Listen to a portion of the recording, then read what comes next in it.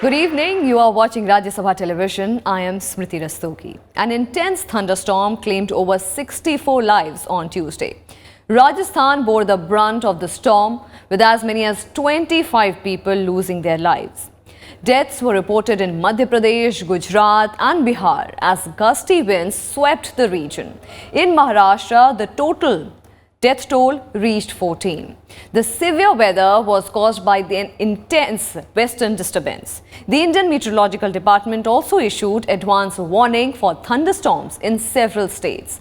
The Western disturbance was strengthened by moisture coming in from the Arabian Sea and the Bay of Bengal.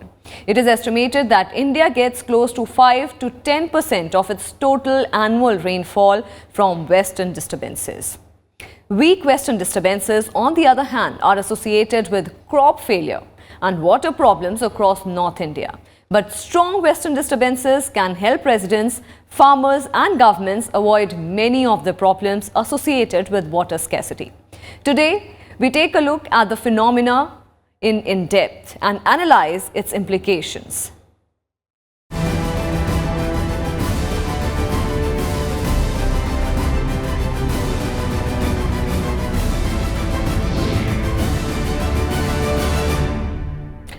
An unusually strong Western disturbance storming past the northwest and the adjoining West India, accompanied by heavy winds, lightning, hailstorm and heavy showers, has claimed 64 lives across Rajasthan, Madhya Pradesh, Gujarat and Maharashtra this week. The Indian Meteorological Department has signalled that a follow-up Western disturbance, much weaker than the current one in terms of intensity, may check in over the northwest India by 23rd of April. Widespread rainfall with isolated thunderstorms, lightning and gusty winds are all over Punjab, Haryana, Chandigarh and Delhi, Uttar Pradesh and Himachal Pradesh. The Western disturbance over North India is likely to produce fairly widespread snow or rain in Jammu and Kashmir and Uttarakhand. The Western disturbance, after causing severe weather conditions over major parts of North and Central India, is moving eastwards and will hit the east and the northeast in a swarm of lightning accompanied by hailstorm, high winds and thunder showers. It is likely to cause widespread rain or snow and thunderstorms over Arunachal Pradesh. Sikkim will also receive fairly widespread snow or rain. Other eastern and northeastern regions like Bihar, Jharkhand, West Bengal and Assam are also likely to receive fairly widespread rain and thunderstorms in the coming days. Down south, widespread rain and thunderstorms are expected over Kerala due to wind converging from Arabian Sea and the Bay of Bengal. Fairly widespread rain and thunderstorms are also expected over Tamil Nadu, Telangana, Andhra Pradesh and the Andaman and Nicobar Islands. Rains and thunderstorms over eastern, central and southern India will continue until Friday night due to the warm and moist winds from the Bay of Bengal creating unstable atmospheric conditions in the region. Maximum temperatures of 40 degrees Celsius or more is likely to occur over Maharashtra, Karnataka, Telangana and Andhra Pradesh. The unseasonal rains and storms have caused immense damage to the property and crops in Punjab, Haryana, Gujarat and Rajasthan. Rajasthan witnessed the maximum casualties with 25 people killed in the rain-related incidents, followed by Madhya Pradesh, where 22 people were killed, while 10 people were killed in Gujarat, 3 were killed in Maharashtra. Meanwhile, a severe cyclonic storm accompanied with heavy showers lashed several parts of Assam in the early hours of Wednesday, leaving 3 persons dead, leaving 3 persons injured and a trail of destruction. Prime Minister Narendra Modi has expressed concern over the loss of lives in the rains.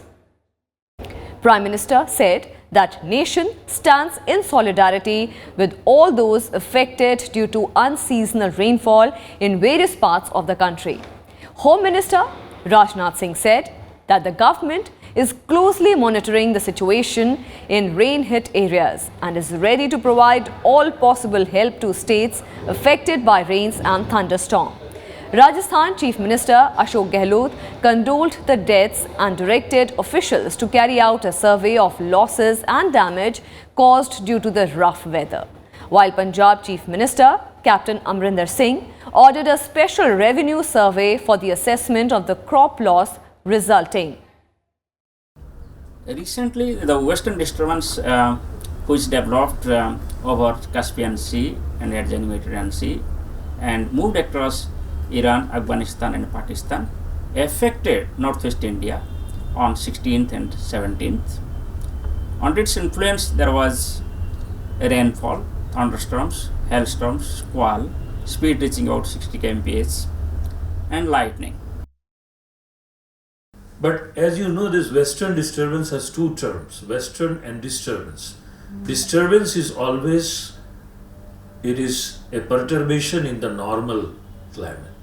So as you saw that we were having very high temperatures in Delhi, even reaching up to 40 degrees, and suddenly it cooled by 7 degrees. So this is a Western disturbance. Natural climatic disasters in India cause massive loss of life and property. They might be in the form of flooding, tsunamis, hurricanes, and even frequent summer dust storms that track from north to south. Our report takes a look at the different types of storms and what makes them unusual and significant.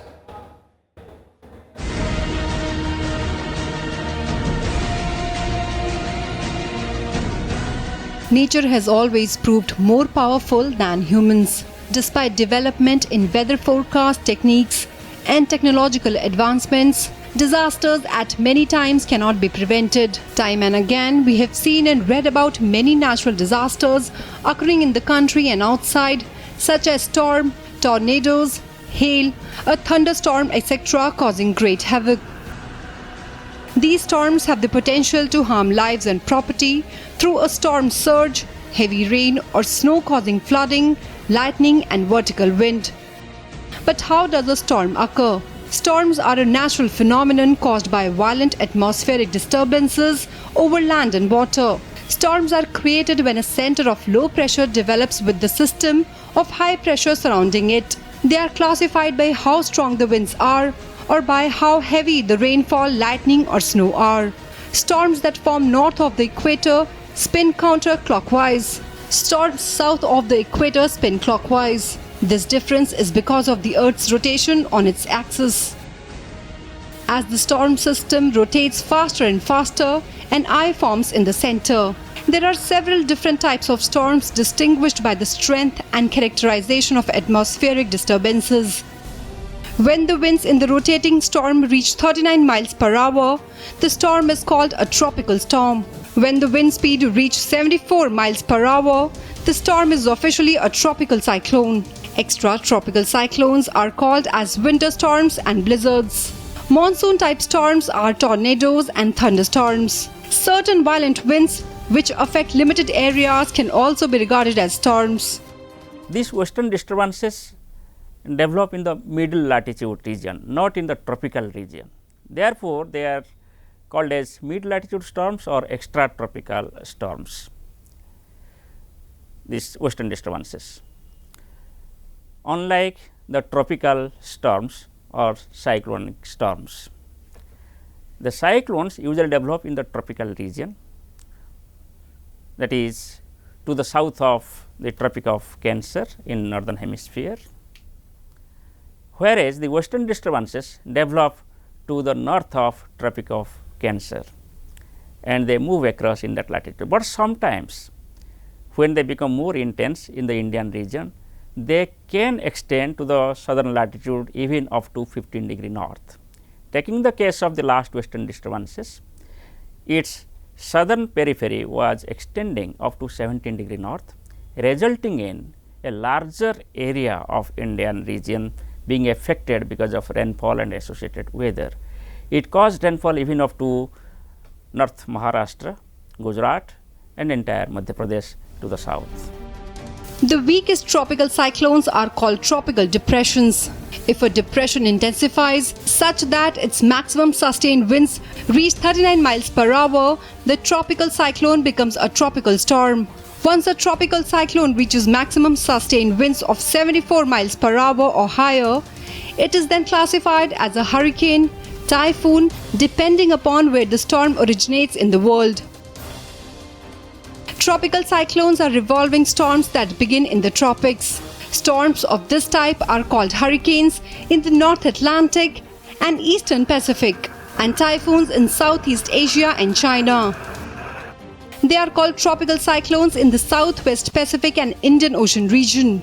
Tropical cyclones form near the equator and gain their energy from the heat that is released when the water vapor condenses into rain. The warm, moist air over the ocean rises upward from near the surface. Because this air moves up and away from the surface, there is less air left near the surface. They are about 500 kilometers across and may have a central region with relatively little cloud and light winds called the eye.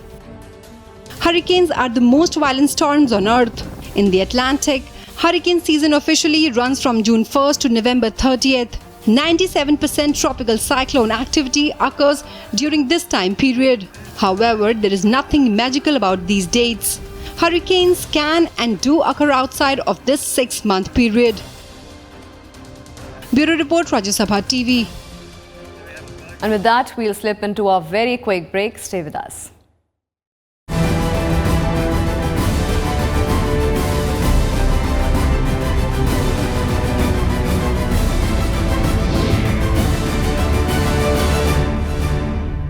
Welcome back. Western disturbances are the cause of the most winter and pre-monsoon season rainfall across northwest India.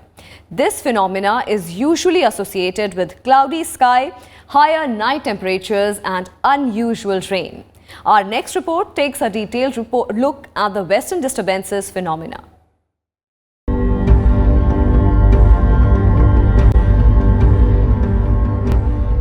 Western disturbances are low-pressure systems embedded in western winds that flow from the west to the east. A western disturbance begins as a low-pressure system that originates in the mid-latitude region near the Atlantic Ocean and Europe. The low-pressure system typically forms over the Mediterranean Sea and travels over Iran, Iraq, Afghanistan and Pakistan before entering India loaded with moisture. These moisture-laden western disturbances eventually come up against the Himalayas and are blocked. As a consequence, the moisture gets trapped and precipitation is shed in the form of snow and rain over northwest India and sometimes other parts of North India. Western disturbance is a weather system which develops over Caspian Sea, Mediterranean Sea area, and it moves from west to east, therefore its name is western. And it is a weather system which disturbs when it passes through, therefore its name is western disturbance. After its origin over Caspian Sea and Mediterranean Sea area, it moves eastwards or east-northeastwards across Iran, Afghanistan, Pakistan and northwest India. This western disturbance can be observed as an open-air cyclonic circulations in the lower troposphere or middle troposphere. And sometimes when it becomes intense, it can be observed as a low pressure area which is popularly called as western low. The word disturbance is used because the air within the low pressure systems tends to be unstable or disturbed. Western refers to the direction from which they originate with regard to India. The phrase Western disturbance was first used in published literature in 1947. However, its precursor, winter disturbance, was coined earlier in 1931.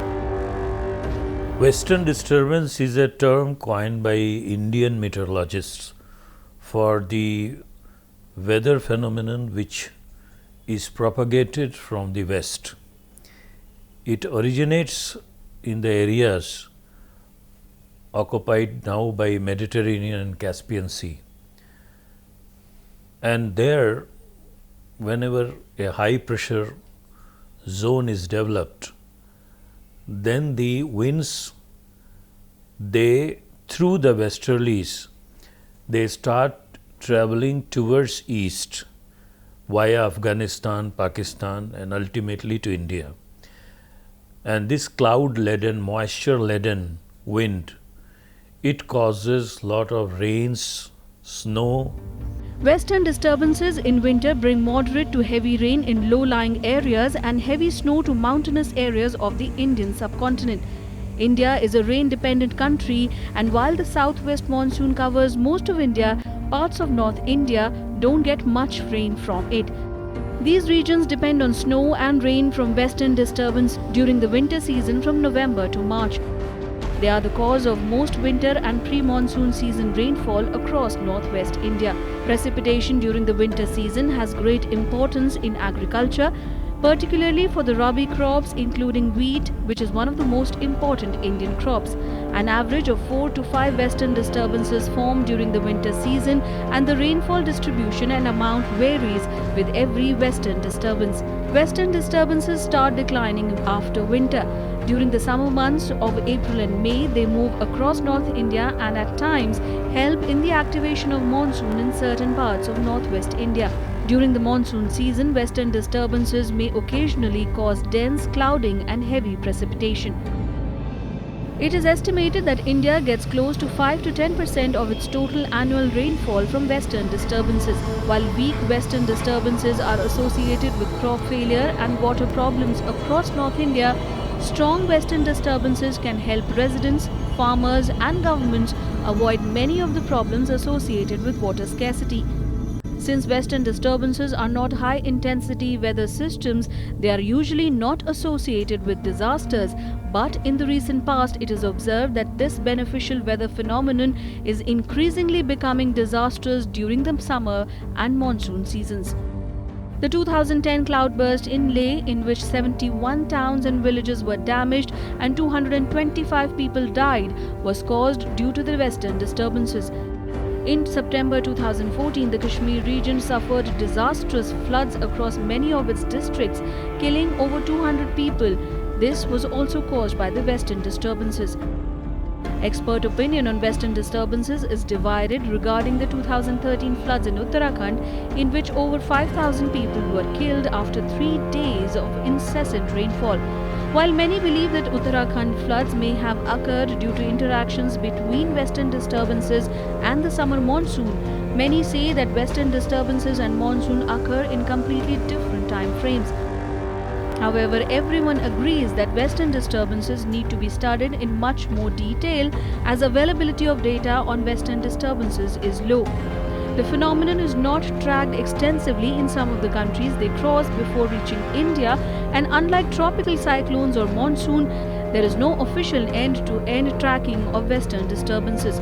In an age where global warming and drastic change in climate are becoming all too common, studying the western disturbances will allow scientists to get deeper insights into the phenomenon. With inputs from Astha Kulshresht, Bureau Report for Rajya Sabha TV. Every year, there are reports of large-scale destruction caused by cyclones in India. And the worst affected is the southern part. In fact, all the states which are settled on the coastline come in the grip of cyclones. Let's have a look at the major cyclones that have occurred in India.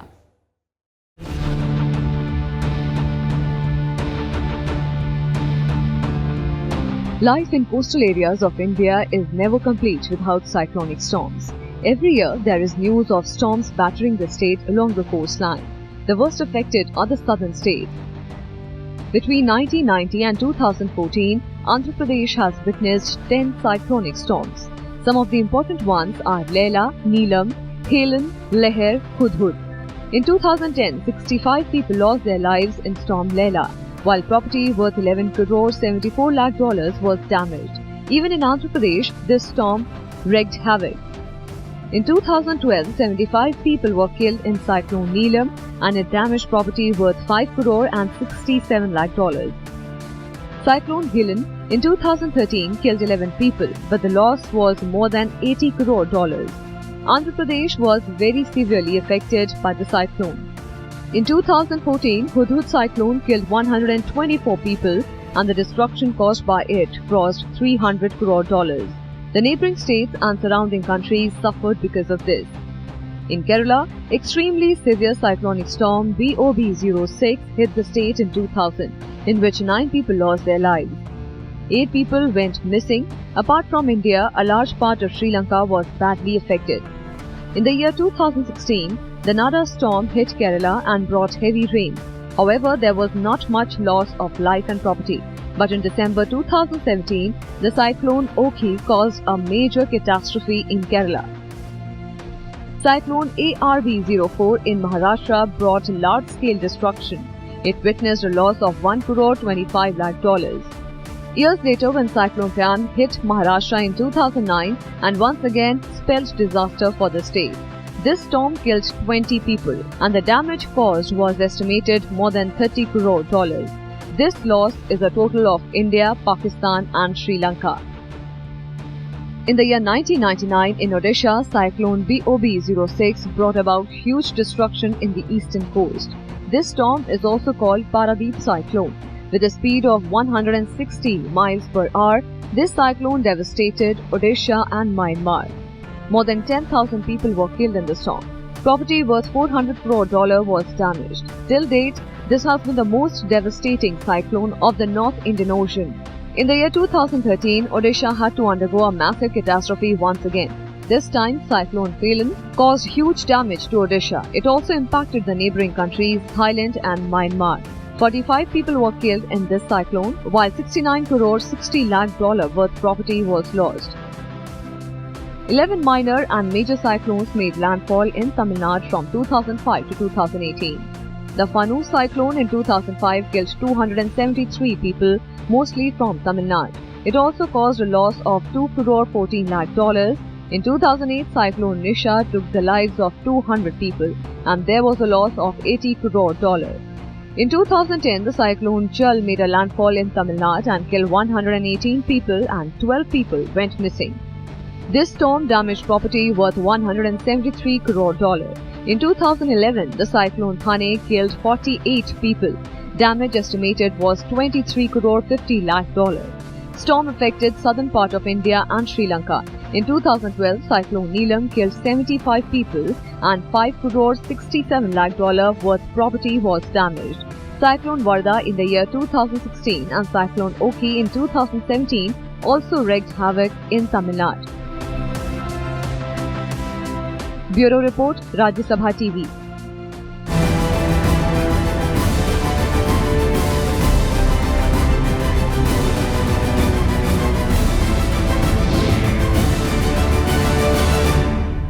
And with that, it's a wrap on this edition of In Depth. You can also watch it online on YouTube and Twitter. And don't forget to send your feedback and suggestions about our program. Thank you for watching.